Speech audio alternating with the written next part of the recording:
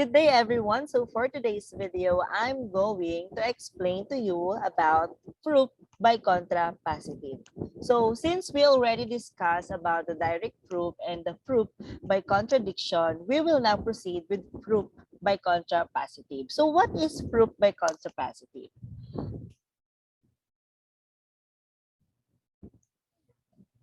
So proof by contrapositive. So let's suppose that we are asked to prove a conditional statement or a statement of the form if A then B. So as we all know that if the statement is in the form of if A then B, we actually use direct proof. But because it is the more enlightening and the more preferred method. But what if direct proof fails? So there are options if the direct proof fails, even though it is the enlightening and it is the preferred method. So if the direct proof fail, we can try contradiction proof where we assume that not B and A. We can also use proof by contrapositive, which is what I'm going to tackle or what I'm going to share on how to solve using or how to prove using by contrapositive. So we can also use proof by contrapositive, which rests on the fact that a statement of the form if A then B. So logically equivalent to if not B then not A. The second statement is called the contrapositive of the first. So instead of proving that A implies B, you prove directly that not B implies not A.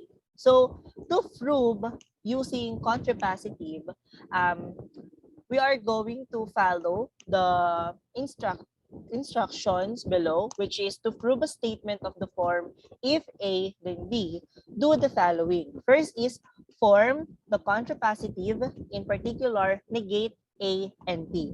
So yon, kapag kapag gagamit tayo ng pag-proof tayo by contrapositive, kailangan muna nating i-negate yung A and B.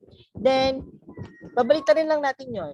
Pag na-negate na natin, so magiging negation of B and negation of A na siya, ibabaliktad lang natin siya bago natin siya gagamitan ng direct proof. Gaya dun sa number 2, which is prove directly that not B implies not A. So no for formal discussion, me and my group mates will show you on how to prove or how to prove using contrapositive. Good day everyone, my name is Jamaline C. Carino and magpo-prove tayo using the proof by contrapositive. Proof by contrapositive. Prove. Let x is an element of z.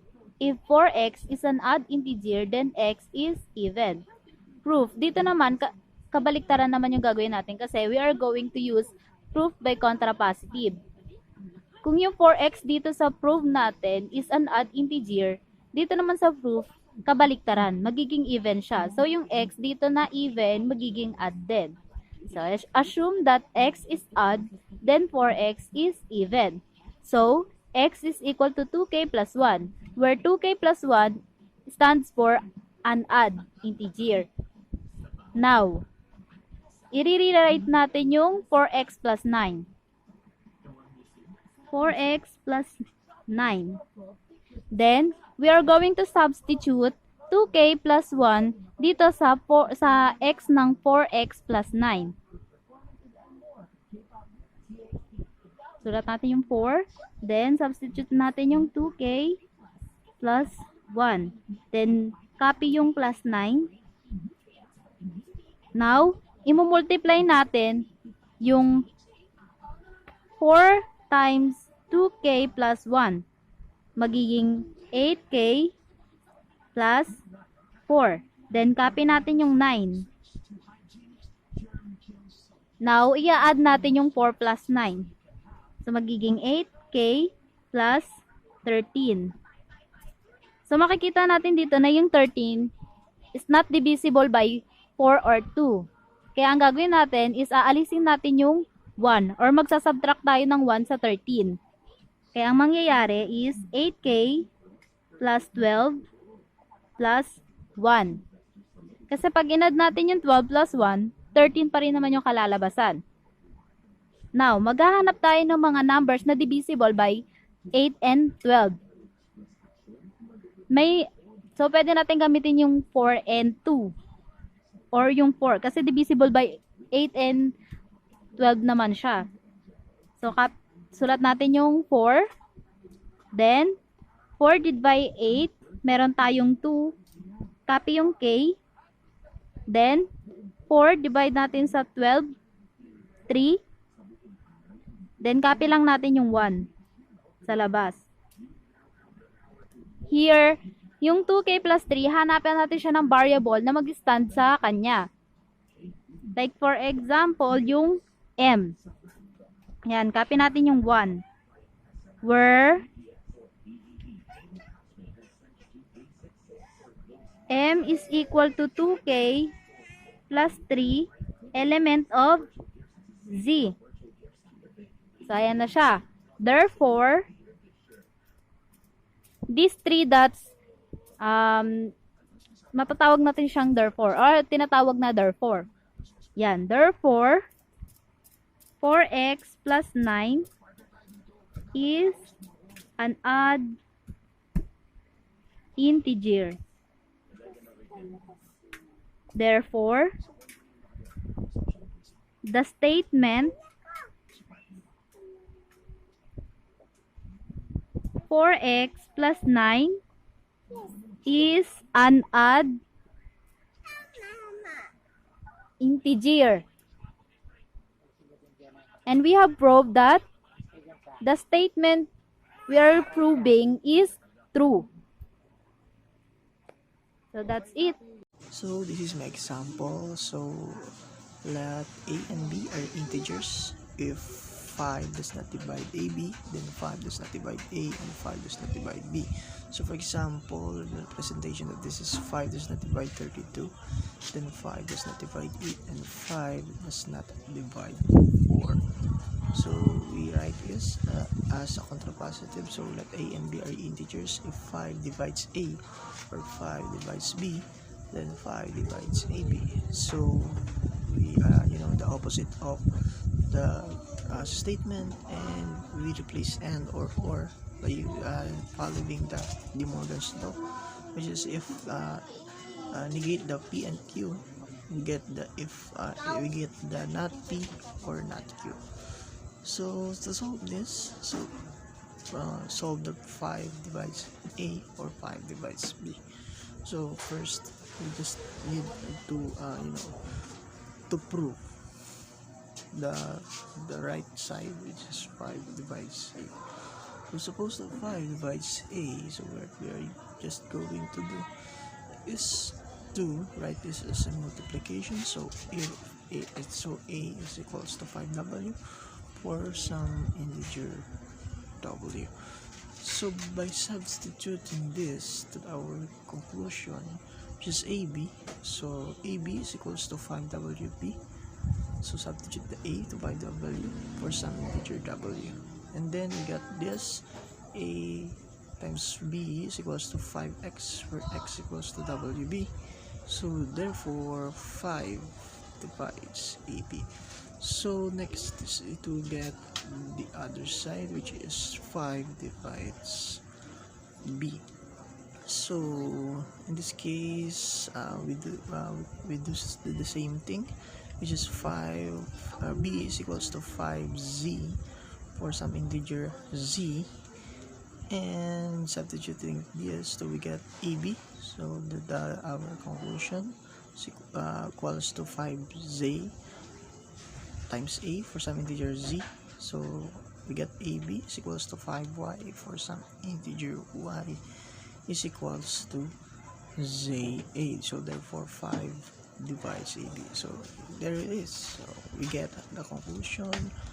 We finally resolve and prove that by contrapositive. So let A and B are integers. If 5 does not divide AB, then 5 does not divide A, and 5 does not divide B by contrapositive. Good day everyone. So for today's video, I'm assigned to show you to prove this problem using proof by contrapositive. So let's read first the problem. So the problem is let n be any integers if n squared plus 3n plus 6 is an odd integer, then n is an even integer. So all we have to do is to prove this statement using contrapositive. So the first thing that we need to do is to rewrite the statement using contrapositive. So using contrapositive,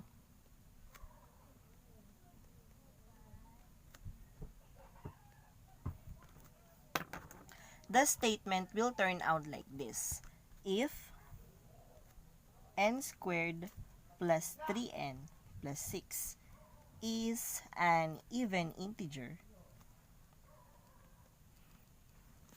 then n is an odd integer.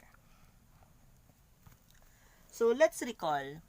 Actually, we discussed last time that in using contrapositive, the first thing that we need to do is to negate the first and the second data in the statement. So as you can see here in using contrapositive, if n squared plus 3n plus 6 is an even integer, it turns out even integer. But as you can see in the original statement, it is odd integer. We already negate it.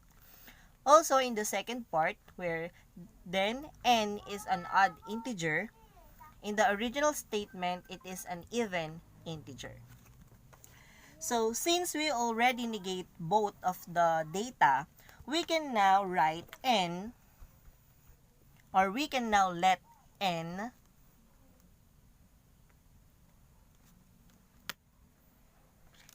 is equal to 2k plus 1. Then, we are going to prove that n squared plus 3n plus 6 is an even integer. So, we can now proceed with the solution.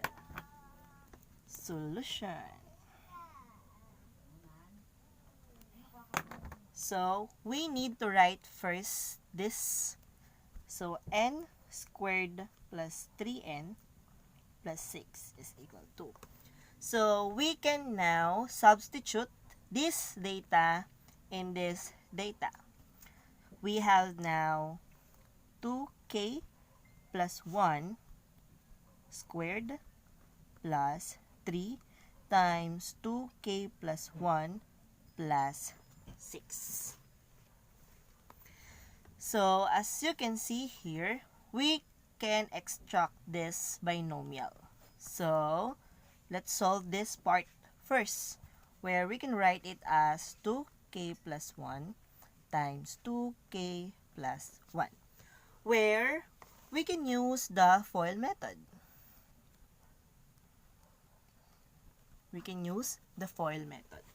So, we have 2k times 2k, the answer is 4k squared.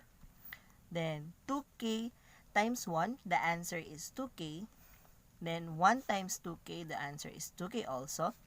Then 1 times 1, the answer is 1. Then add. So we have now 4k squared plus 4k plus 1. So since we already answered this part, we can now write this as 4k squared plus 4k plus 1. Then, this part. By answering this part, we can distribute 3 to 2k and to 1. So, we have 3 times 2k. The answer is 6k. So, we have to write positive sign because the sign here is positive. Then, next is 3 times 1, which is 3. So, positive 3 also. Then, we have to bring down the 6. There you are. So, after this, as you can see in this part, we can add the like terms. So, we can bring down first 4k squared. 4k squared. And the first like term is this one, positive 4k and positive 6k. So, 4k plus 6k, the answer is positive 10k plus 10k. And the next is the constant. As you can see here, there is a 1, 3, and 6. So, 1 plus 3, 4, plus 6, the answer is 10 plus 10. So, we can now prove this problem that it is an even integer by factor this part by 2. So, we can write it now as 2 times 2k squared plus 5k plus 5. So, actually, when you distribute 2, the answer will be turned out like this also. So, we just factored it out by 2. Then, after that, we can rewrite now the answer as 2L, where L is equal to 2k squared plus 5k plus 5. So, therefore,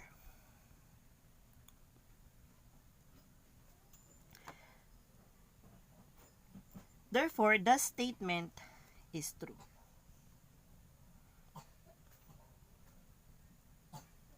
The statement is true. So, just a reminder, so you have to take note that in using contrapositive,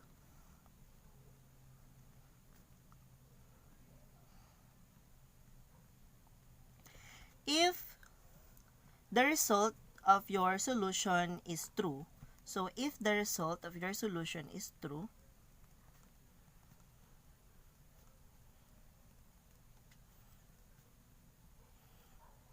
the original statement is also true. The original statement is also true.